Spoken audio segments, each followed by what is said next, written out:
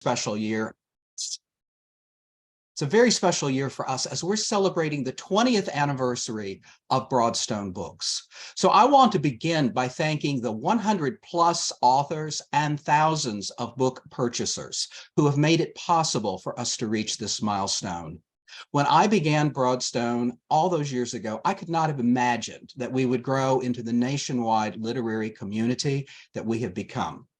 I feel immensely proud of the work that we've done and grateful for the friends that we have made along the way. We're already busy with an exciting agenda of new titles for this year and making plans to be around for the next 20 years. When I mention nationwide community, today is a good example as we'll be crisscrossing the country, beginning with David in California, then over to Mary in New Jersey, before returning to the West Coast to hear from Willa in Oregon. And I know our audience is joining us from all over the country. Whatever your time zone, you're in for a great afternoon of poetry. The theme for today's reading is forensic. This is suggested by the title of J. David Cummings' new collection, Handling the Bones, which calls to mind a crime scene or perhaps an archaeological excavation. As the photograph of a tree on the cover of his book would suggest, the bones he is handling here are of a more metaphorical variety, but it's a very apt metaphor for these poems, which indeed do probe into mysteries and unearth the past. In this case, the poet's very personal and sometimes painful past. Not incidentally, Cummings is a theoretical physicist by training, a field devoted to elucidating hidden order out of the ineffable. And that background serves him well as he applies the instrumentalities of poetry to the dark matter of the heart. Cummings wields his verse like a finely calibrated tool, delicately peeling back layers of memory to expose meaning.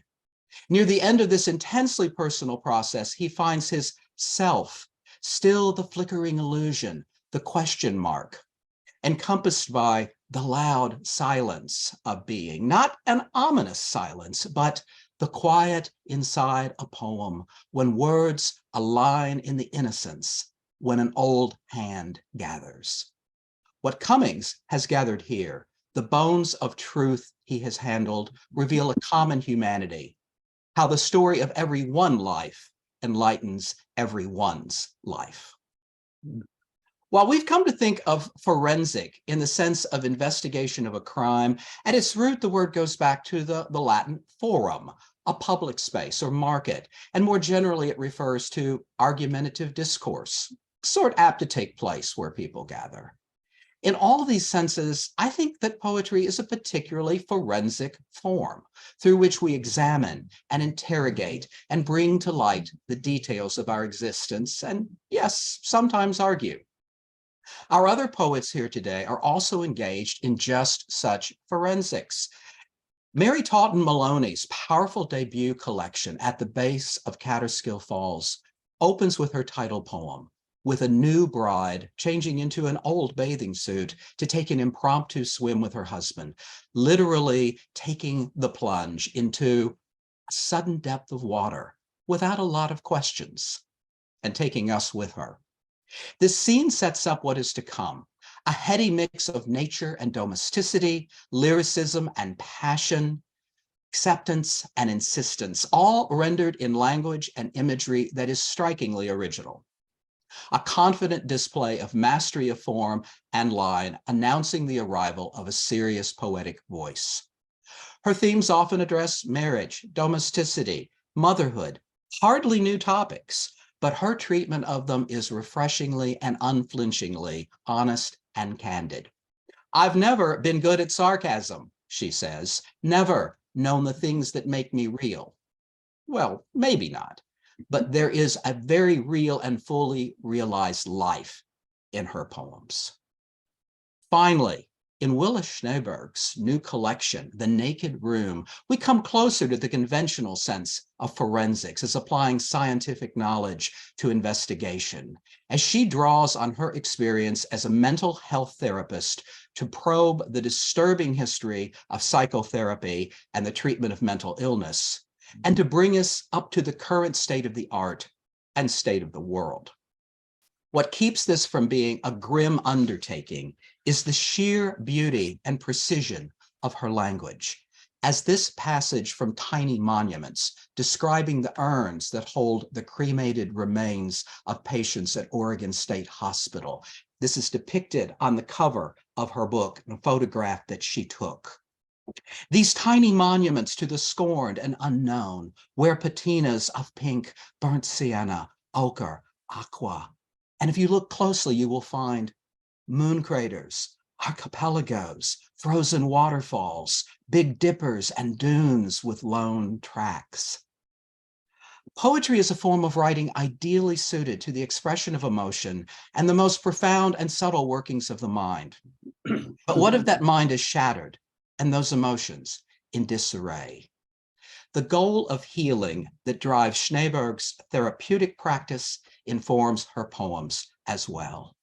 Her closing image is that of a longtime couple spooning in bed, as if we always fit that way. These poems fit that way, a comforting reassurance. So today, instead of CSI, we have PSI, Poetry Scene Investigation. And we'll begin our examination with J. David Cummings. David, welcome to the Zoom stage. Oh, thank you. Wow. I've been very, very impressed with my fellow readers. So I'm going to read the title poem first, which is called Handling the Bones. A near the end man is entering his bones. You can sense the stopping hour come into the room, the sacrament of the body as it quiets, the gathering grief, the half-welcomed mercy.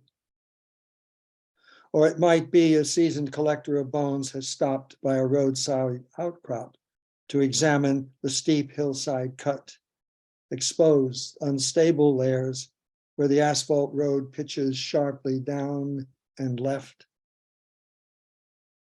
Why have we stopped, half invited? Why watch as he scrapes the rock face, freeing fossils, each loosens bone, inevitable fall, the sacred heft? How to take the measure? The matriarch's long dead. Still, the great troop of elephants is stopping at the site, encircling her. They are handling the bones. What's it meant to mean, if not but to remember that great heart? So the book is in sections, and the first section is a requiem for my parents. So I'll read from that first, of course. And I think the first poem will sort of tell you what's up. Albatross. We were blue-collar stock with blue-collar neighbors, eager to snicker and shame the daughter back from college, her family, the baby boy. Lives led inside of lives, soft turtle flesh and shell. Crack it open, the life's gone when you get there.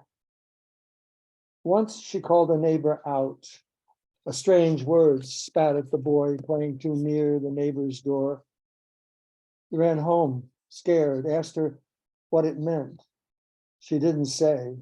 Instead, she stormed from the house and into the street and stood there, a thin, raw wire, shouting at a shut door. She'd have killed that SOB. Fragments of an afternoon. You were sitting on a sofa, if I remember it, by yourself, leaning forward, forearms resting on your thighs, in uniform, beige cap folded in your hands. Above me, my mother saying, "David, this is your father." Myself half hidden behind her skirt, her voice the calming waters. Was I 4? How had you gotten there? You who had been nowhere I knew of. Minutes refused to pass without words, without touch.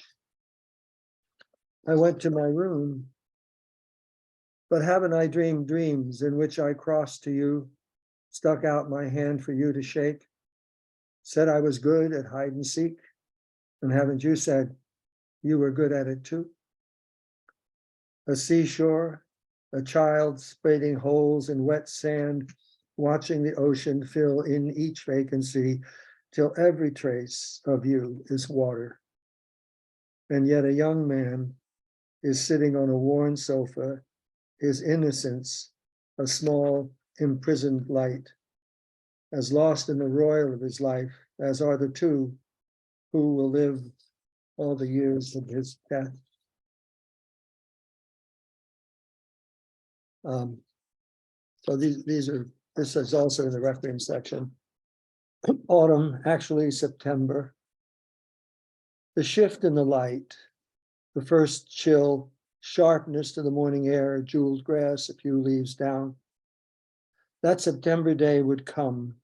The harmonies of nostalgia would lift your voice a little, the words every time, nearly the same, a sentence or two, soon a trailing off. The words had the feel of mystery. All those Septembers, I never realized it was the college years, my father, the two of you, pulling you back. September, those last days shut away with the sisters of dubious mercy, your body heavy with me, perhaps a slight reprieve from the days of summer swelter. You came to term. Then the lifelong consequence, although in time the years would cloak the shame that never quite let go of us.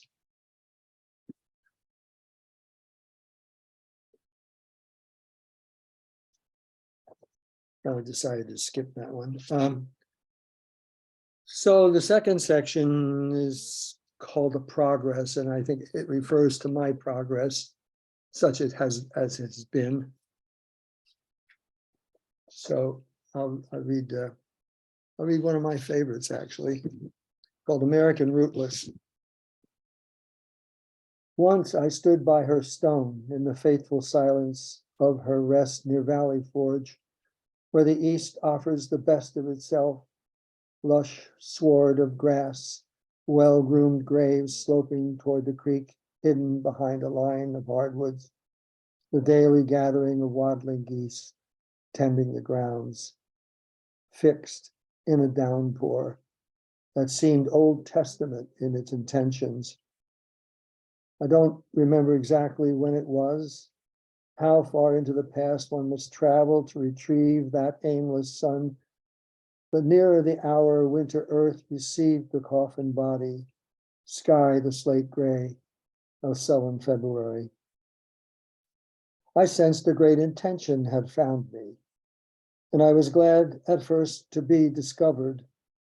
My heart lifted, then the storm took aim, drenching the grass, turning the air a grayish pearl, into which dissolved granite monuments, trees, hunkered down geese, the nearby graves.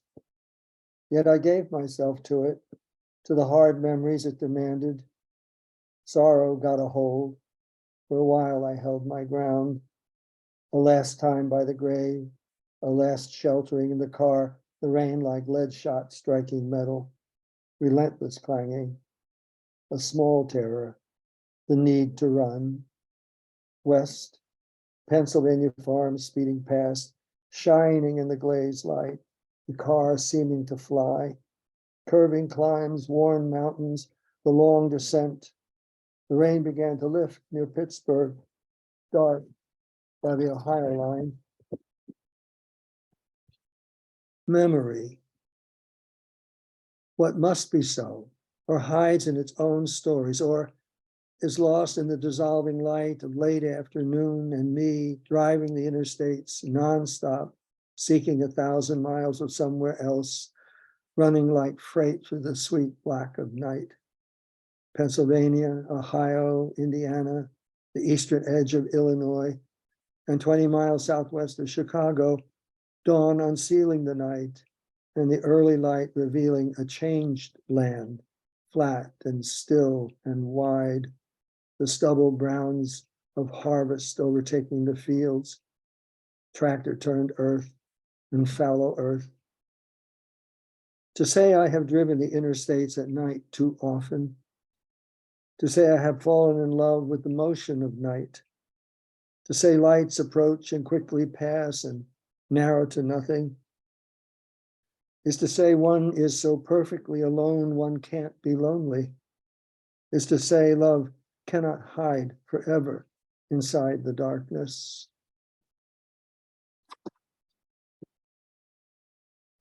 Then the Copper Beech follows that, and it's for Chris. Mother's Day, the tree leafed out, full foliage. On the ground, shifting leaf shadow, azure overhead. In late May, the leaves tend coppery green. In autumn, they linger, the last aflame, as my mother would say. I have come here often over the years, alone, to remember my mother who gave me art, the faith of introspection, who taught me the beauty of the Copper Beech. I never thought I'd share this place, but unaccountably, a woman has come into the last season. We are circling, slow pace, touching the broad trunk, looking up as we go. Above, branches seem to spin, spiral turning of spokes, filtered light, the hub narrowing into the upper reaches. I think I've healed some, I say. She seems not to hear me as we follow the curving trunk. She's fallen easily into this walking ritual, my private mass, like one who's known Confucian's prayer. This speech is true, I say, as committed to the rights of the earth as an elephant matriarch. And we stop circling and we say how thick the trunk, how far the heavy branches near the ground run. I say, cantilevered. She says, half zagging horizontals. And she asks me to believe they could extend almost to the ends of the earth, never touching leaf fall or gravel. Of course, I say, look how perfectly the underarcs have scored the trunk where the branches form the join. And we agree, the bark is an elephant gray. Yet it leaps, we say, with a swift unweighting, like a great dancer, the higher branches soaring straight up, converging as if spirit, not matter, comprised them, their leaves thirsting, like the fingertips of the soul. I call her the summer of my mind.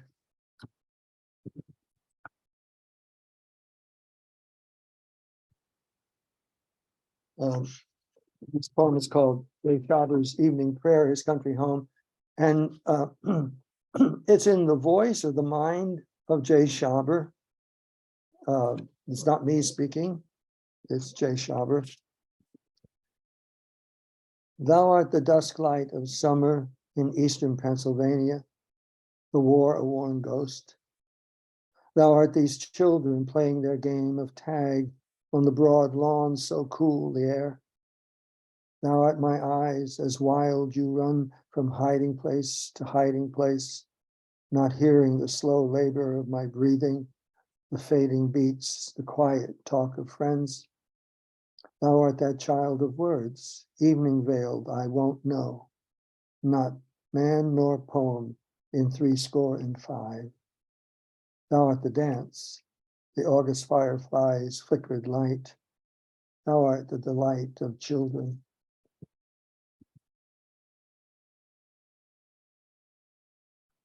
Then there's a third section which has two odes in it. The first is called Mortality Ode. It's kind of a downer. But the second one is called Praise Dust. And Larry said, I must read this, and I'm glad to. It's a little long. Praise dust. Praise the dust that swirls in the dry field and the dust that weaves an arabesque of insect light, signaling summer's life in evening air. Praise the dust hungering for us, that does not forget, that rests on the leaves and drifts and burrows the pistil. And praise the dust that was the firmament when the firmament began, and praise the disturbances of dust that transmute it out of itself and into itself.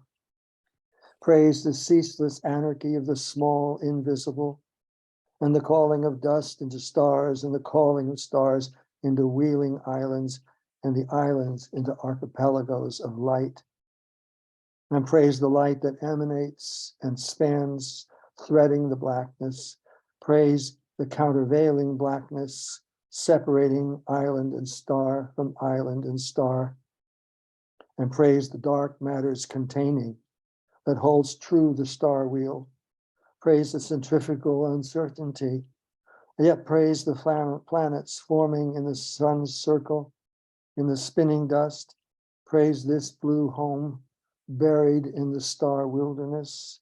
Praise volcano and mountain, desert and sea, the roiling interior and spinning iron, and the field of lines that turns away the solar stream of death.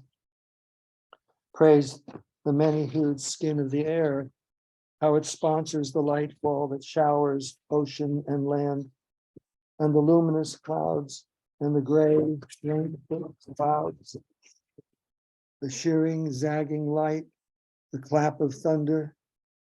Praise the scum that became life. Praise the clay that became life. Praise the waters of life and the carrying wind. Praise fire, igniter of all things, and praise with abiding grief the proposition of death. How that which flees from itself in terror and blindness yet yields that itself may live. Praise what I eat, what eats me, and praise I will become the dust of my name and my name the dust. Praise that we lived, you and I. Praise the singular moment of our being. Praise love's late season, our life together. Praise the loves we have known. Praise the trees and the hands of the trees. Praise equation and number, poem and song. Praise how time will bring the sun closer, how the water and air will boil away and the spreading desert will inherit the continents, the floors of the sea. Praise the wind that before it dies will lift aloft all that lived, and will in its dying let down in dust the last rain of earth. And praise the wind of the sun that shall give up the earth to the void, and the explosion of stars, and the stars rekindling. Praise this mind that thinks and thinks it is not dust. Praise us, soul-demented beings of ruin. Praise chants, praise words, praise love, and praise the dust swirling the field this very moment. That's a lot. So the final section is called A Few Remarks in Passing, Jisei Poems. And I have to say what a Jisei poem is. Allegedly, it's a death poem that poets in Japan would write before they shuffled off. I've broken the rules because I've written more than one of them. So, and they were inspired by a Jisei tanka that I read in an art gallery of all places by a poet, Toyotomi Hideyoshi, 1536 to 1598. And here's what he wrote that just got me. My life came like dew, disappears like dew. All of Naniwa is dream after dream. For some reason that took me apart. So Jisei poems. The first at Coupa Cafe, it began in death moods. I would come here afternoons, after radiation, like a secret for coffee and notebook musings. I believed doom, felt myself the borrowed hours, certain how the hand plays out, time the only wild card. But melancholy would soon give way. I would write anew love poems to this cafe world. Had I landed in my life? And related to that, gladness and grace. More than a decade now since writing the first Jisei.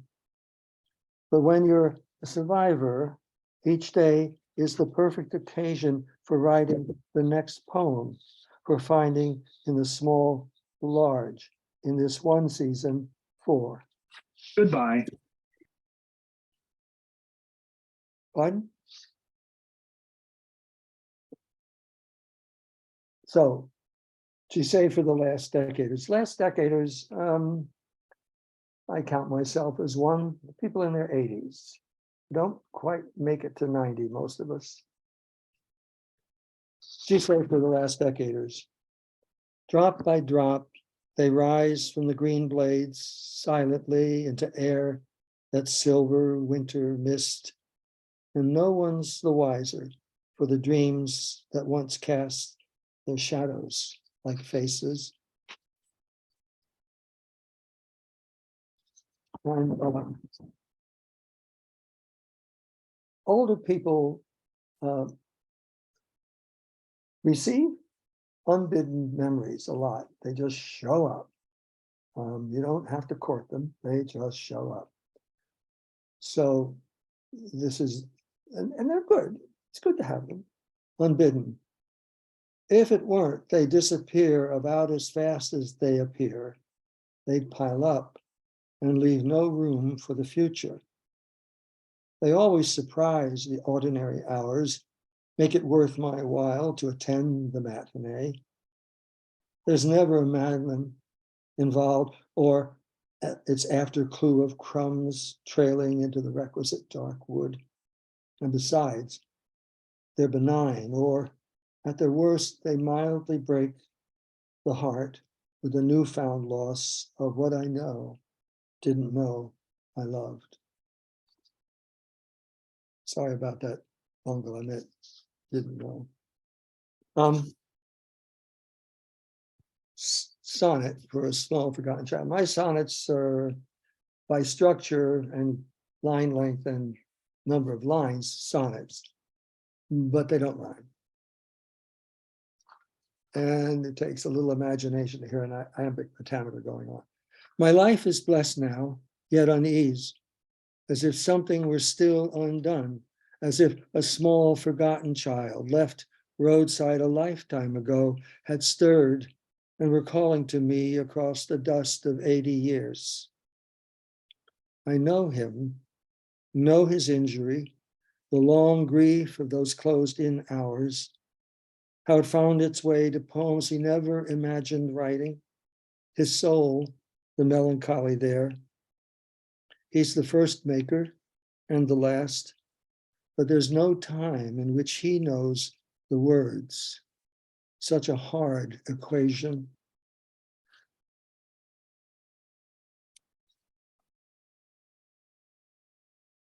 This is titled September Notes, and it's 6 related haiku, American haiku, we might say. And there's an address in here called, there's where I say sabi-san. Wabi-sabi is a Japanese concept which is very hard to define, but just let's say sabi is kind of your old and gnarled, and there's something there worth looking at anyway. Ah, sad sabi-san of the mirror, you're as vain as a peacock's fan. There's heart, there's home, the last of this narrow road. Old man, your shadow life is shadowing you, a kind of light. The dreamer sleeps while the moon summoned dew readies the morning grass, gathering leaves as the wind rises, September harvest. Somehow, something, then nothing.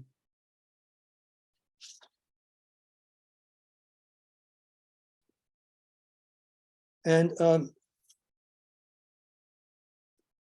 so this is the last poem in the book. I would like, if time permits, to read one poem from Tancho. It's an earlier book. So this is the closing haiku for this book. Snow melt, wind whipped flags, that crystalline winter light. Must be time to go. So I had a book of poems published a while back, but I don't know, 10 years, called Tancho. Looks like this. Tancho is a red-crowned crane. And they were about the bombings at Hiroshima and Nagasaki. I had the good fortune of being able to visit the Peace Park in Hiroshima many years ago, and it had quite an effect on me. So I'd like to read Peace Bell. While I was wandering the park, looking at various things, there was this bell going boom, boom, and I couldn't find it. Where was it? Finally I did, and so this is what I found. Peace Bell.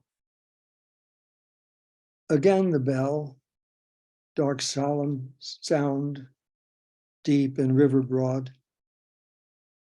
It puzzled me, that evanescent ringing, such a pious sound, struck at any moment, like an offhand angelus, the day not arrived at some well-known hour of sacred ceremony. But once I'd walked through the small congress of trees past Sadaka-san's station. The bell took its form.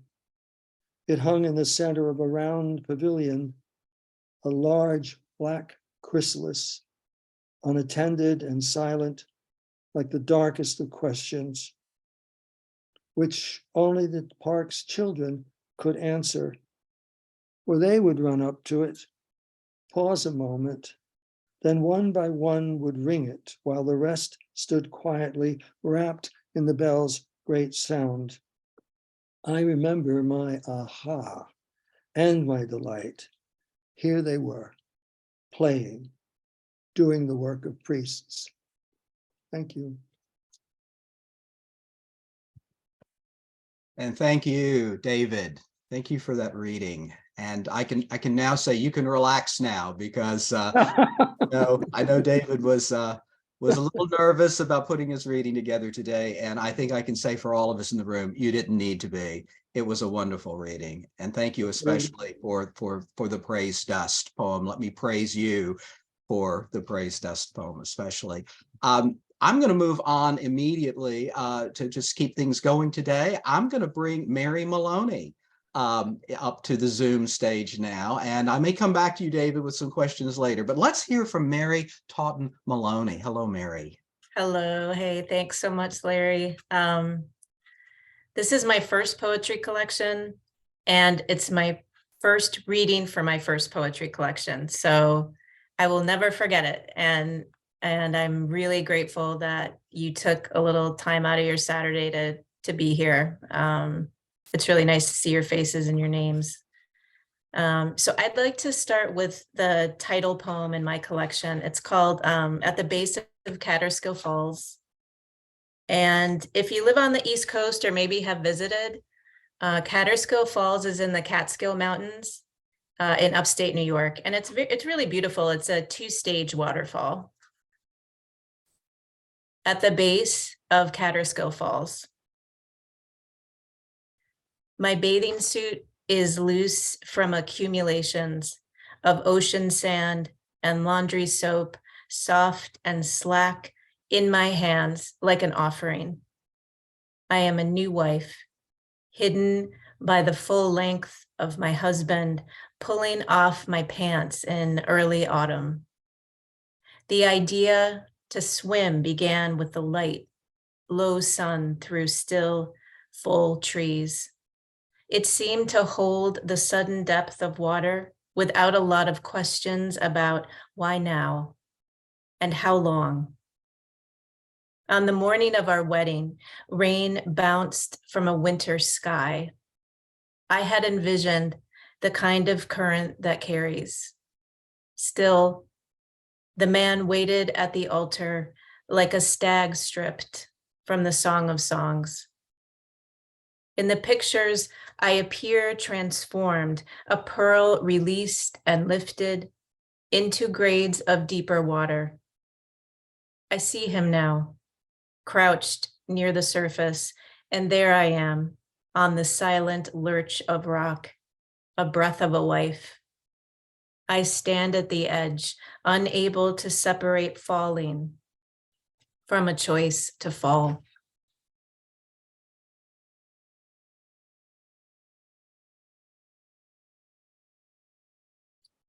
To bats who jam the radar of other bats.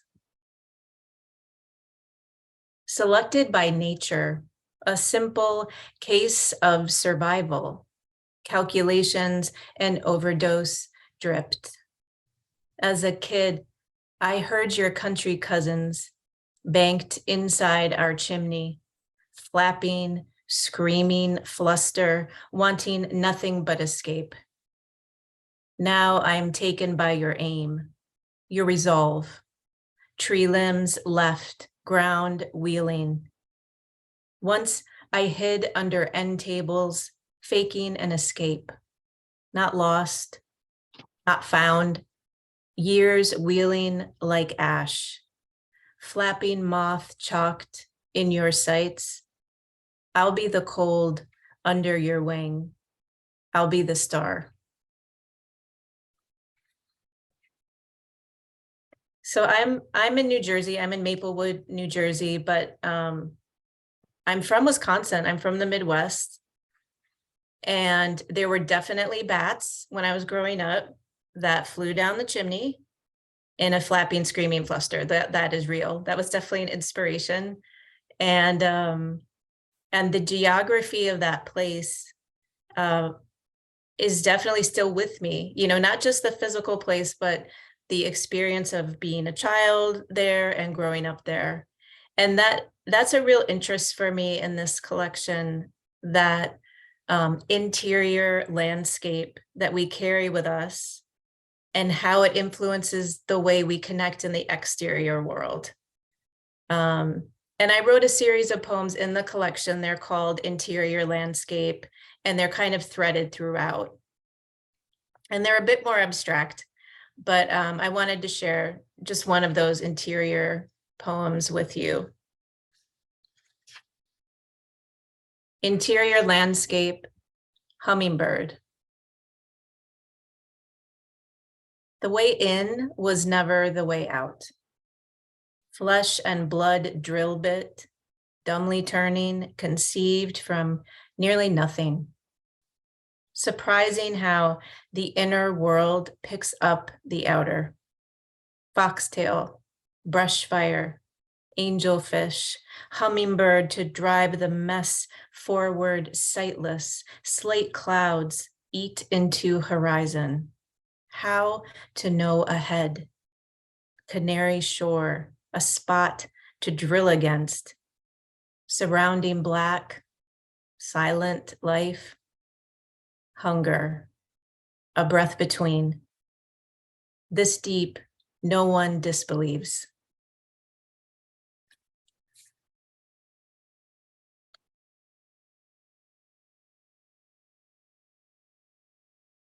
This next poem is called Bottled.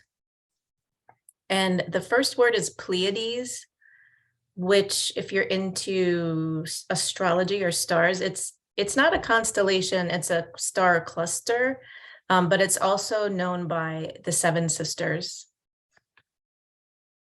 Bottled. Pleiades receded and dim, ocean fist over fist, loss, washed in, I swallow, crave, sun-kissed, Fanta, unnatural sweet. Look for a redo, all my sisters with me, weeds rooted, dinner cleared, dirty dishes soaking. Prince up next on weekly top 40. Our orbits, hips bumped, James Brown split in socks. History uncollected, glass filled with air and flung.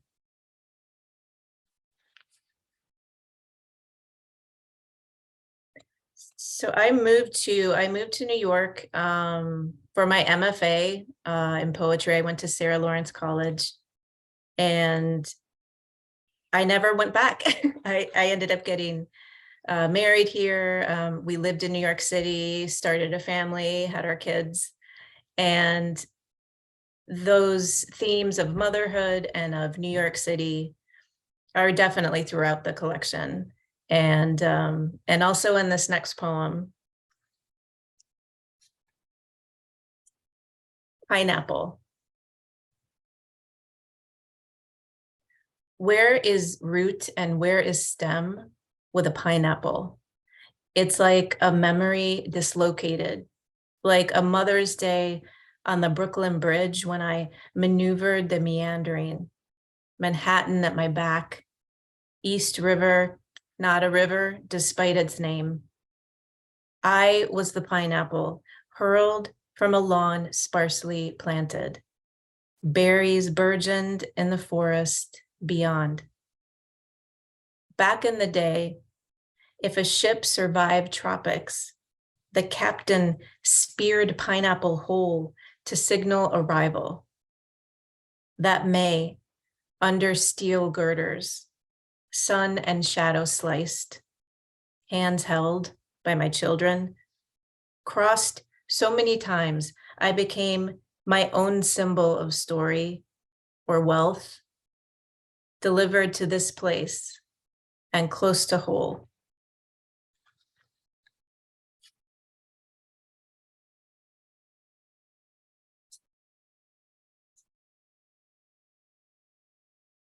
The hows and whys of invisibility.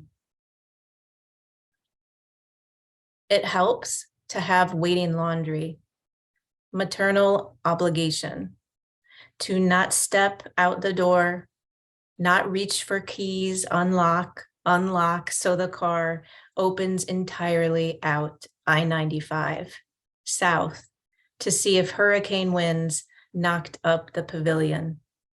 Off-ramp emptied where it's hard to turn left. Ocean wintered and steep. Last summer, with my son, beaten gently in a rhythm, waves stomach high, until they towered too quick to show a way through. I lifted his body, my face silenced. Clothes dryer chiming, soft center exposed. I'm reaching inside to separate big from small.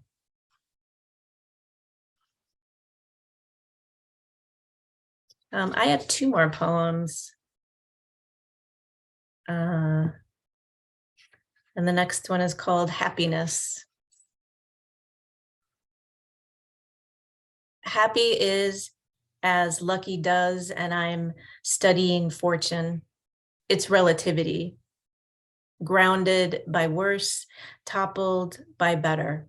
The past, a feathered thing, a Rolling Stone song, the not getting. In the happiness study, no single event ever gives what we want. Our predictions partial, the stakes forgotten. For my study, I'd take the tarot card reader at Raoul's. My past, a feathered thing under her hands. No single event, no single turn. A hummingbird at the window, a winged despair.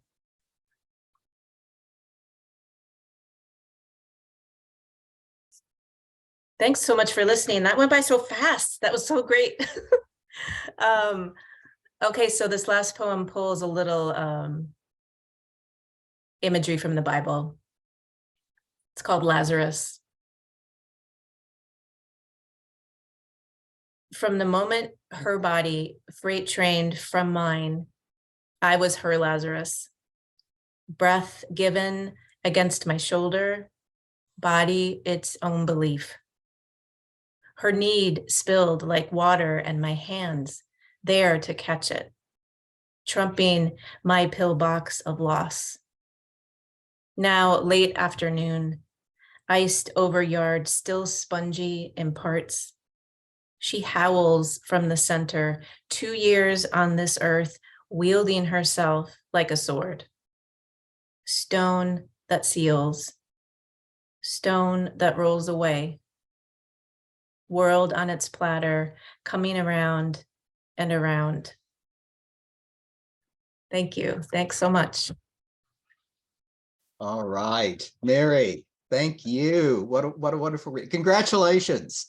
Thanks. Congratulations, Thanks. for a first reading, and of course for a debut book, which leads to the question. I want a little bit of chat with you.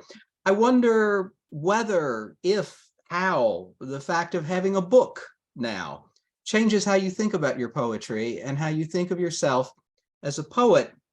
That is, does it change your craft in any way? And while you think about that, the context is, I asked a similar question to Ada Limon some years ago, well before she became our new U.S. Poet Laureate, when she had a new book out. And I said, well, are you writing now for the new book? Are you writing toward a book, or are you still writing individual poems? And in her case, it was the latter, still the focus on individual poems. So how do you think it's going to work for you now? Now that you have a book? Well, Larry, it took me a long time to publish this book. Honestly, some of my friends from Sarah Lawrence, I've said to them, you are going to recognize some of the poems in this book.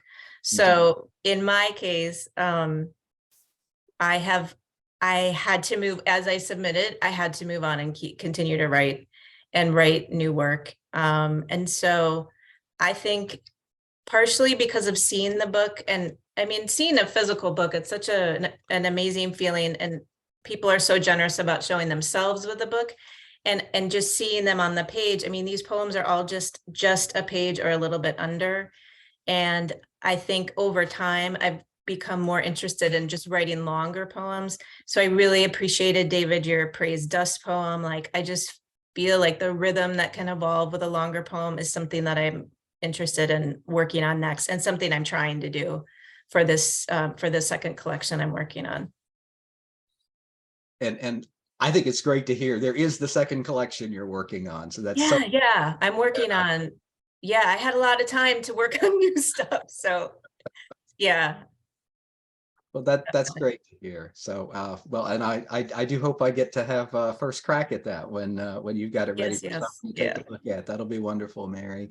Well, thank you. And now I'm excited to welcome to the stage our third reader of the day, Willa Schneberg. So Willa, let's hear from you.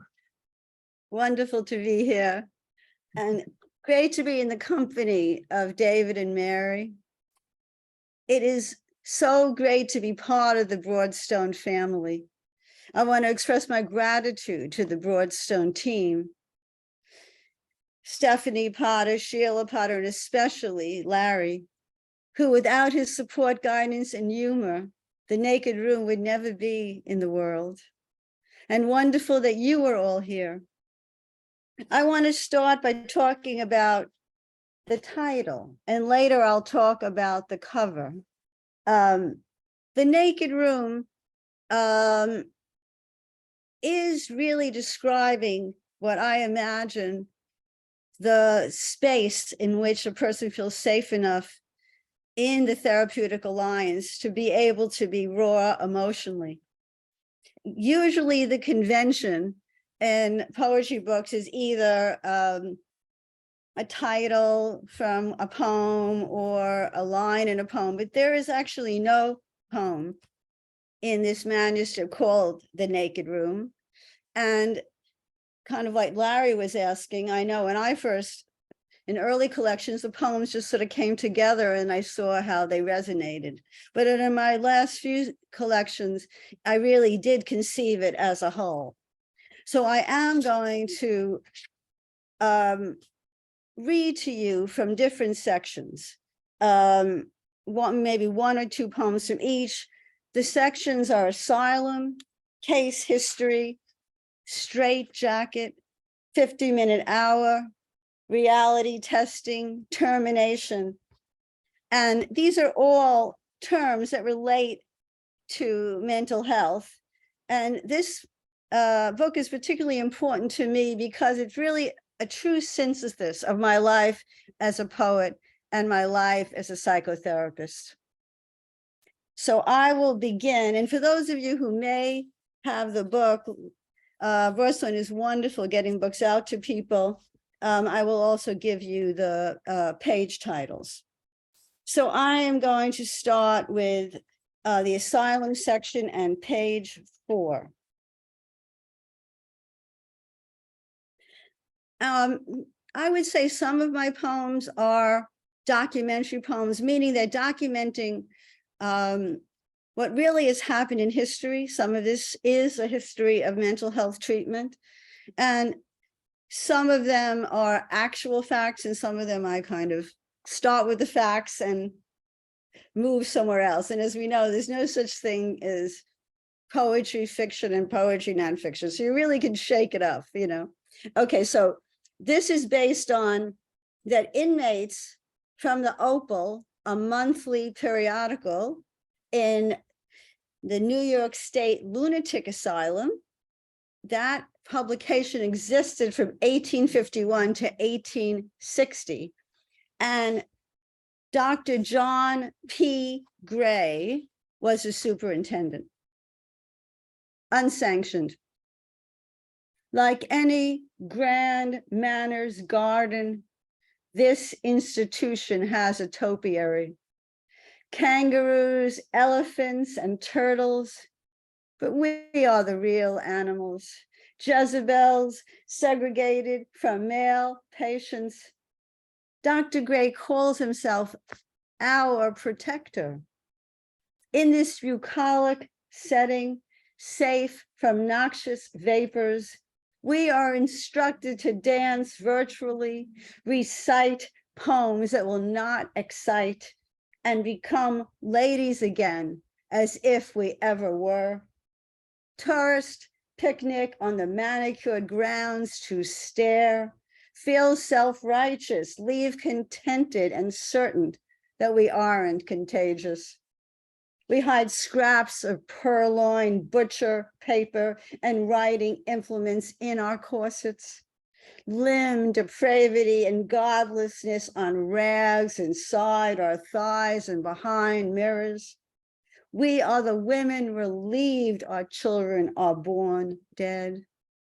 In the wards at night, if we pace or scream, we are tied to our beds, and matrons shut our mouths with their palms until we blubber. If Dr. Gray's minions could, they would tat scalloped edges around our death wishes, turn them into doilies, but sometimes our unsanctioned words have wings. With pieces of chalk and pencil nubs, we scratch green and yellow hot air balloons that lift us over the padlocks. So the next poem is in the case history section, and that is on, it's called Prayer of a Sleep Eater on page 23. Now, you probably heard of sleepwalkers. This is a kind of version of that. Prayer of a Sleep Eater. You want to walk into a dream, towards a tree bursting with apples. Pick the ripest one, crisp and green, crunch. Juice running down your chin. And when you get up to pee in the middle of the night, you're not rummaging in cupboards looking for food, eyes open and glassy. And the next morning, the kitchen you put to bed is just as you left it. no counters strewn with a mash of chickpeas and refried beans, defrosted chicken wings, bites taken out, peanut butter jars unlidded with craters where your thumbs dug in. And for once, when you stick your pointer finger in each ear, there is no stickiness. Your face is not smeared or crusty. Your hands are clean.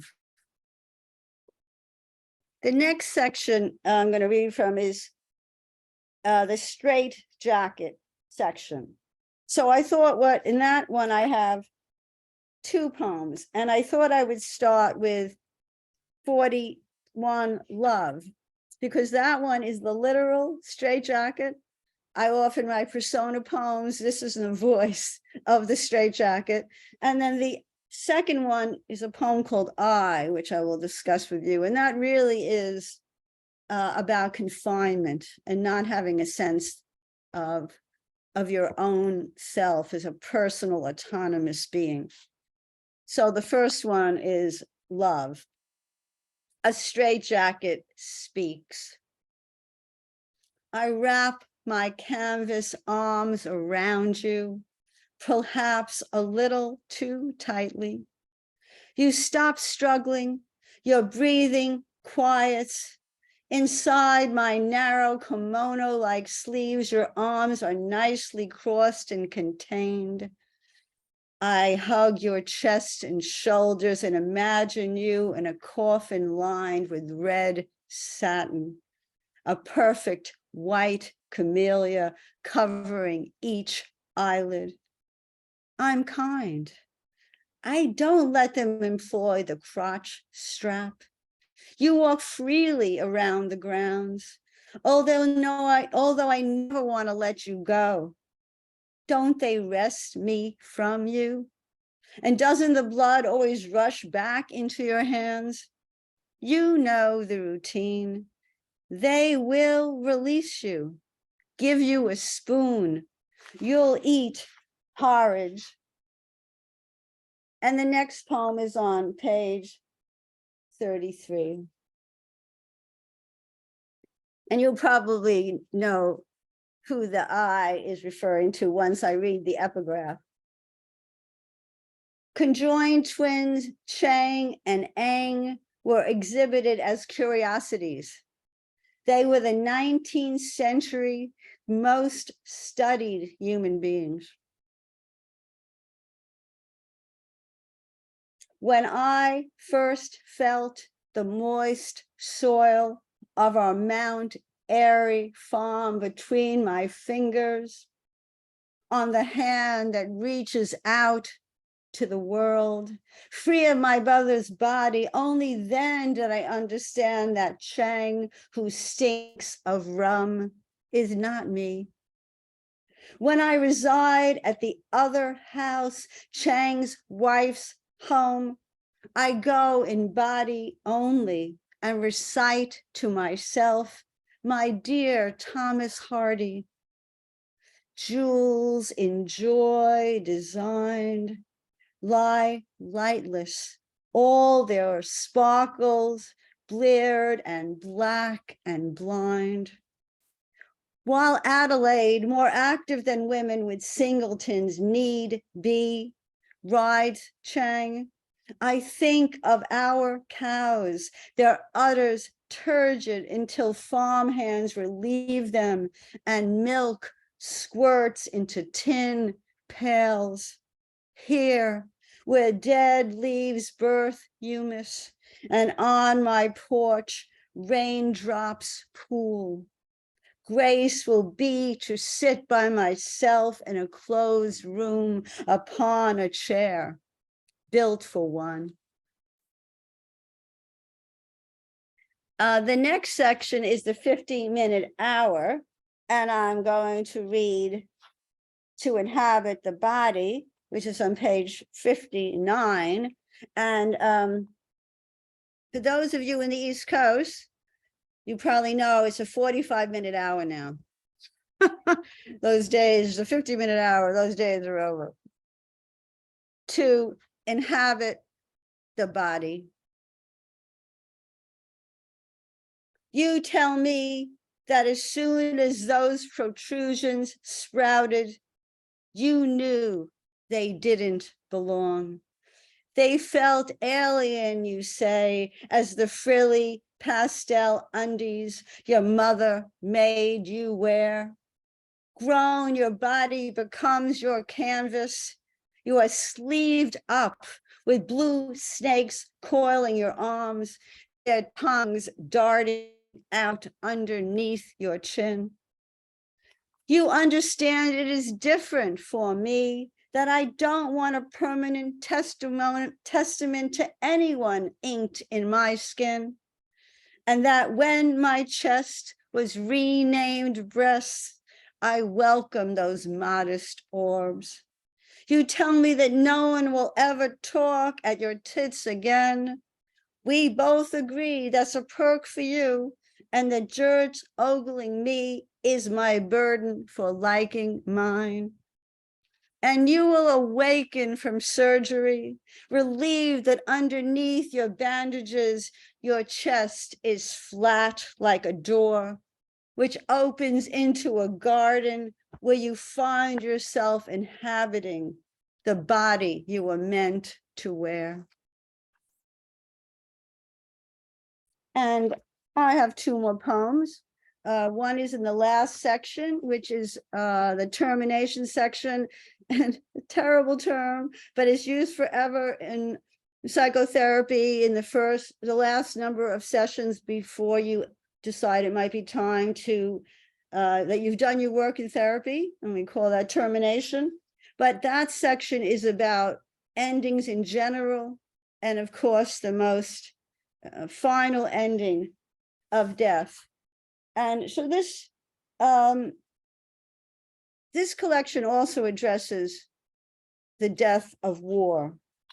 And this poem is on page 81. It's entitled Moonlight. And then I'm going to end with the poem that Larry talked about, Tiny Monuments. And that goes back full circle to the asylum section. Moonlight. This time, the truck, the dirt road, the field is in Srebrenica. He is packed in a battered flat bed with other men, old, young, whimpering in fear. The truck lurches a few kilometers down a back road. 5 hauled out, 5 shots, a few more kilometers, 4 dragged out, 4 shots. Again, the truck comes to a halt. A boot on his rump pushes him out. His wrists tied, he lies face down, hears gunfire, tastes blood, perhaps his own. Crabgrass marks the man's face. His nostrils are forgetting how to take in air. The moon is full. In all directions, it stares at human beings past sorrow. And now this man, the weight of his silent body pressing into the unfurrowed field. And the final poem, Tiny Monuments, is on page 8. My husband tells me I always read too fast, so doing the page numbers helps me to have a little pause between poems. Now, the cover, which I was going to mention to you, is actually an image I took at Oregon State Hospital Museum. So of those of you who live in Oregon or ever have an opportunity to go to Salem, this is now an outdoor monument, part of the Oregon State Hospital Museum, that houses the canisters that held cremains of people who died at Oregon State Hospital. And now they are being slowly either reclaimed or the names are attached to their lives. There's a little more information. About 3,500 copper canisters were once kept, decayed, and abandoned at Oregon State Hospital. And tiny monuments, the epigraph is for David Mizell, who photographed these canisters when they were in a very, very decayed state. And because of his amazing photographs, it became kind of a national, international situation, and some changes started happening. Okay, tiny monuments. When human beings were still locked away for sadness, clinging like a marine layer, voices saying how awful they are, going fetal when cars backfire or corks pop. They were housed at the Oregon State Insane Asylum, and when they ceased to be, they were cremated. If no one claimed a brother, a daughter, or a father, the ashes were kept in number copper canisters on pine shelves in an underground vault. Not infrequently, the water table rose, giving the forgotten homes uniquely their own, coated with efflorescence and mineral dazzle, where an alchemy of copper and water bloomed and burst into color.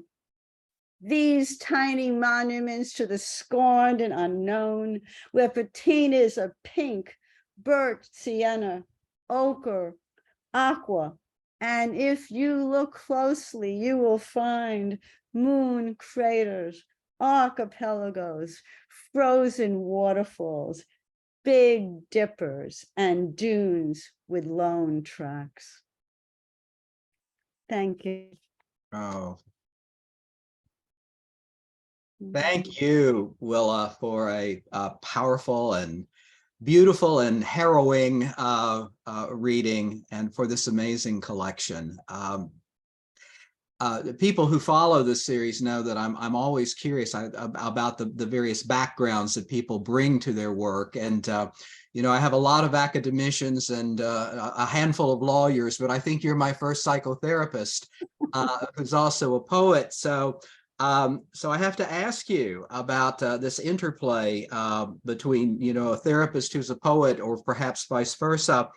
I think you alluded to this in your introduction to the work about how you've really, I think with this collection, most directly addressed your day job as a therapist. So and particularly that conflicted past of the history of that mental health profession. So I guess my two questions for you. Why this subject matter now? I mean, how did you finally come to get your arms around this and to treat it poetically?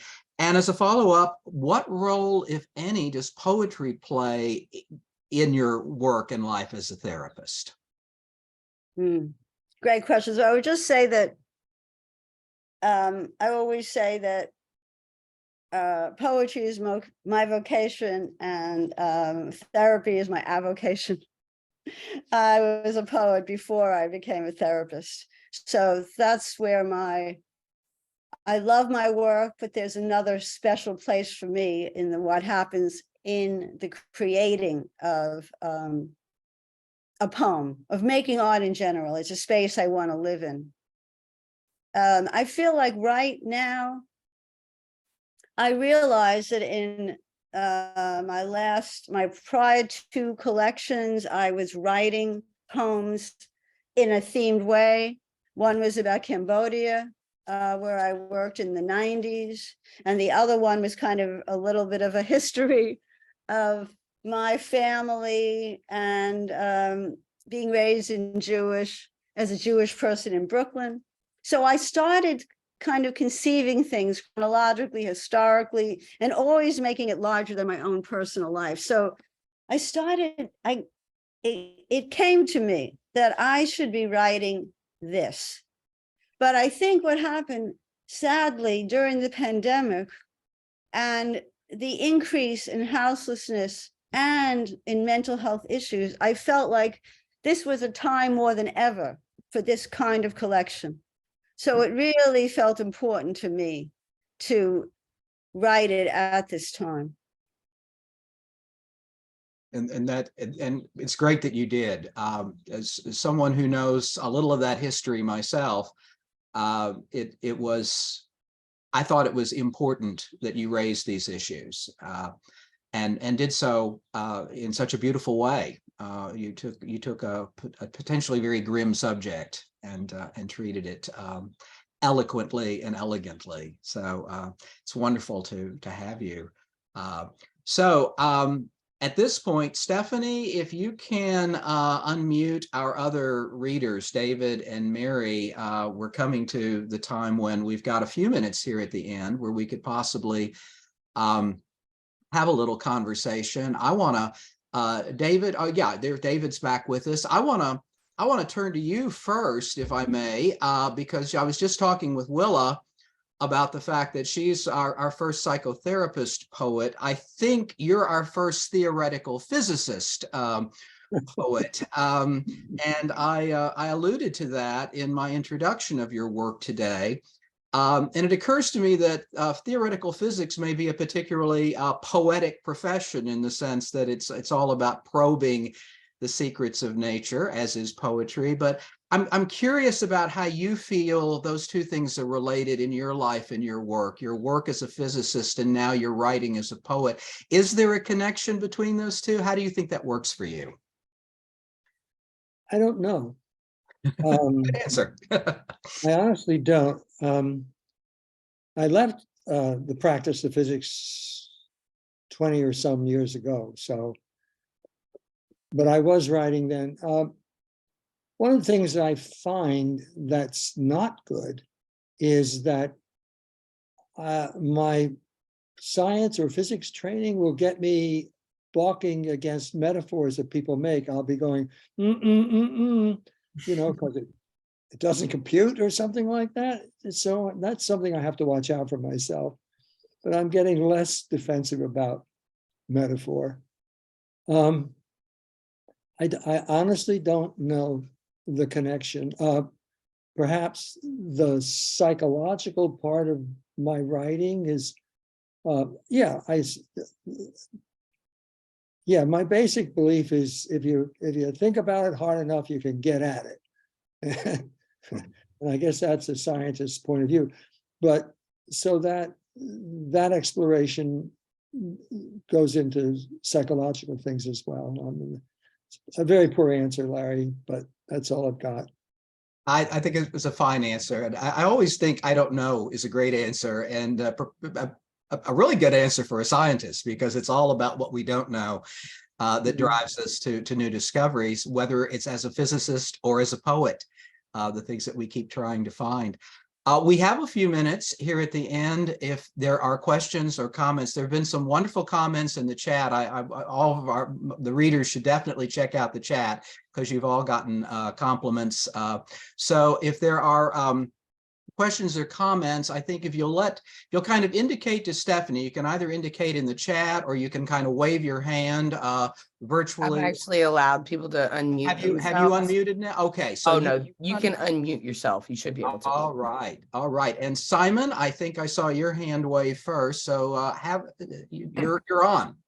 Thank you. I appreciate that. Willa, I wanted to ask you whether there's a conflict in your mind between therapy, which is intended to help people, to help resolve issues, and poetry, which is not.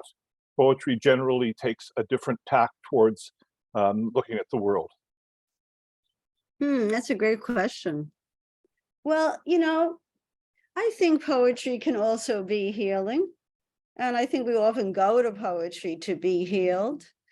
I think you're right that, of course, like in this collection, you know, confidentiality is always respected and valued, and everything is kind of imagined based on my life as a psychotherapist. But, I do think that I have always considered my poetry poetry of witness and social justice poetry, that I am bringing issues that are larger than my own particular life. But, obviously an example was the poem about war. So, but even in my practice, I feel like there is an aspect of empowering people, and there is a school of therapy that is considered feminist therapy, where you actually are encouraging people to empower themselves through a lens that we might call feminist.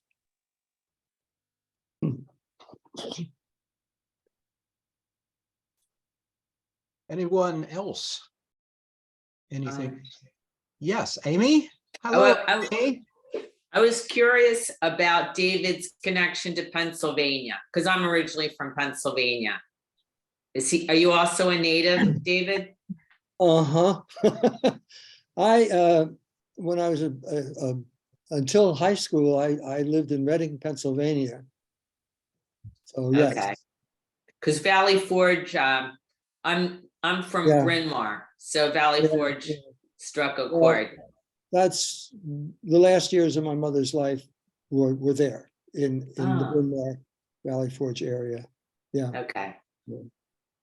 I think Pennsylvania must be rich soil for poetry, because it's interesting how many Broadstoners have roots or have at least spent some time there. I have a cluster of poets that are in Pennsylvania now, and then Amy, you, David, others who are from there or certainly have spent time there. So it's been interesting for me to kind of see geographically where my poets seem to cluster and seem to hail from.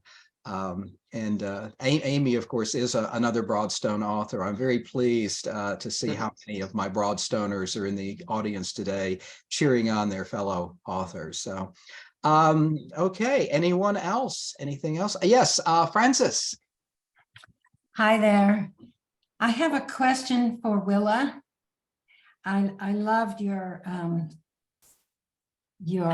persona poems, particularly the poem about the straitjacket. And I would like to ask you to talk about your persona poems. Why do you do that? Thanks, Fran. I mean, that's been a big part of my writing for years, is embodying a life that's not my own. And in fact, I'm going to do a workshop on Tuesday that's about empathy through the use of the persona poem, because I think if you can walk in someone else's shoes, if you could really imagine their life, we have a real opportunity to not be judgmental and to be able to be there for each other in a time now when we're so stratified. So for me, it's been always imagining lives that aren't necessarily mine. Like in this book, there's a poem by a very famous gay psychiatrist in his voice. And because of him, Dr. David Fryer, the DSM, which is the book that diagnoses people, they took out the diagnosis of being gay as somehow a mental health condition because of his activism. So I do think that the more we can, as for those of us who are poets, use the persona poem, it's because you think about it, for fiction writers, you do that all the time, right? You're writing all these characters. But I think because of confessional poetry, let's say, Robert Lowell, Sylvia Plath, that world, the I was very close to them. And I think people started associating that I with the poet. So I think it's really important to be able to separate that I from the I that is embodying someone other than yourself. Thank you.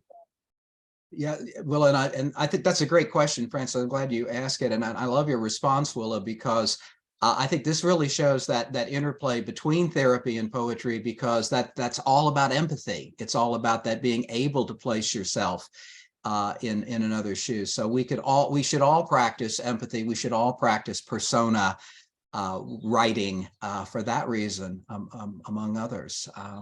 Great question. Anyone else?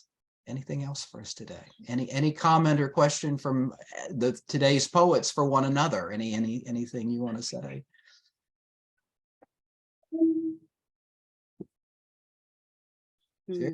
Yeah. All right.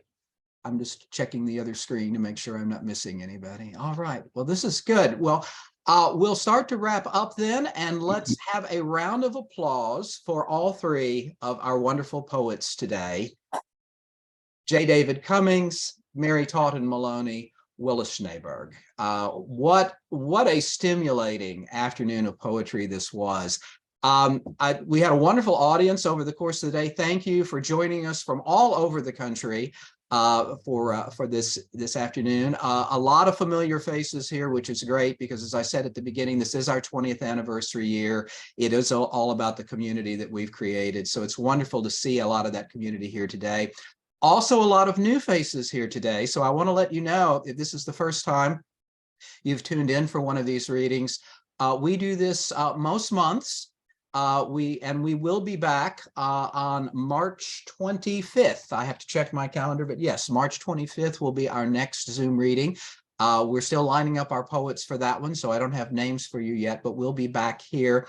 And a good way to follow what we do at Broadstone is to go to broadstonebooks.com, our website, where you can keep up with all of our new titles and our events. And we're also on Facebook under Broadstone Books. So please come and visit us there. If you liked what you heard today, the most wonderful form of expression of your appreciation for poetry is buy the poet's books. And your publisher will thank you for that as well. So we've put the links up. Stephanie's had the links up in chat. So if you're interested in anything you heard today and you want to follow up by making that book part of your life, we'll make that happen. So, all right. We're ending a little early this time, which is always a good thing. Thanks to everyone. See you back in the Zoom room. And thanks for your appreciation and support for poetry. Goodbye, all.